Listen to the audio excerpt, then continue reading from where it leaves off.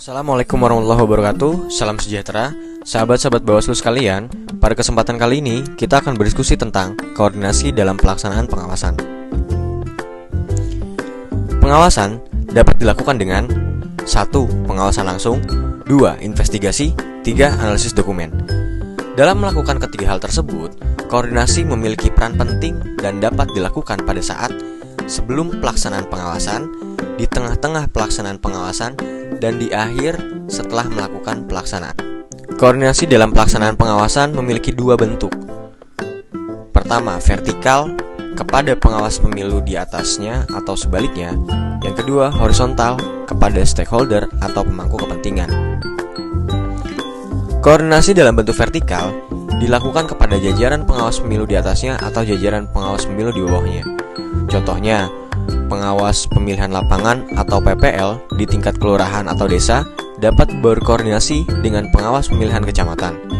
Sedangkan koordinasi dalam bentuk horizontal dilakukan kepada pemangku kepentingan atau para pihak yang berhubungan dengan pelaksanaan pengawasan pada setiap tahapan pemilu. Contohnya, PPL wajib melakukan koordinasi dengan KPU di tingkat kelurahan atau desa atau disebut sebagai PPS, Panitia Pemungutan Suara.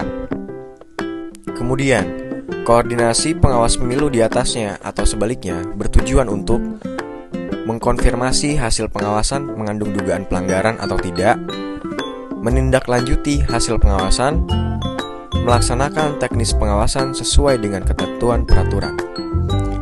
Kemudian, koordinasi stakeholder atau pemangku kepentingan bertujuan untuk melakukan pemberitahuan akan dilaksanakannya pengawasan tentang larangan dalam undang-undang dan pelaksanaan tahapan pemilihan sesuai dengan ketentuan, mengakses data dan mengonfirmasi data, mensinkronisasi tugas. Selanjutnya adalah hal-hal yang harus diperhatikan dalam melakukan koordinasi.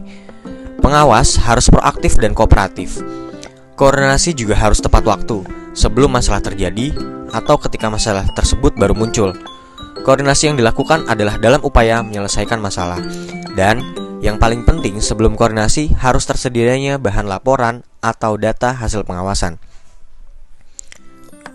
Selanjutnya, koordinasi harus dilakukan terus-menerus pada tahapan tertentu atau ketika masalah yang terjadi. Singkat, padat, dan jelas.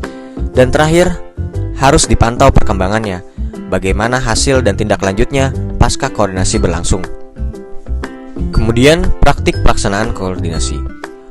Pengawas di tingkat kelurahan atau desa atau PPL melakukan koordinasi dengan PPS pada proses pencocokan dan penelitian dan tahapan pemutakhiran data pemilih. Gunanya untuk menyampaikan peta kerawanan pemilih yang belum didata, pemilih yang tidak memenuhi syarat karena telah pindah domisili untuk dicoret.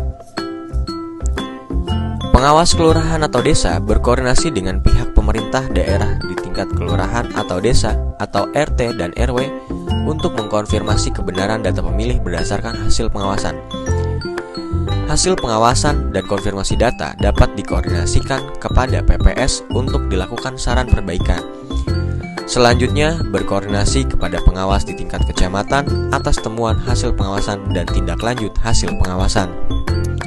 Selanjutnya, pengawasan kampanye. PPL melakukan koordinasi dengan para ketua partai atau tim sukses paslon tingkat kelurahan atau desa untuk mengkonfirmasi jadwal pelaksanaan kampanye yang PPL dapat dari pengawas di tingkat kecamatan. Melakukan komunikasi yang baik untuk menyampaikan hal-hal yang dilarang dan dibolehkan selama berlangsung agar menghindari adanya pelanggaran yang terjadi. Bila mana PPL menemukan ada praktik pemberian uang atau barang, PPL melakukan koordinasi kepada pengawas di tingkat kecamatan untuk dilakukan konsultasi dan pendampingan penanganan pelanggaran. Kiranya sekian materi tentang koordinasi dalam pelaksanaan pengawasan. Semoga dapat bermanfaat dan terima kasih. Assalamualaikum warahmatullahi wabarakatuh.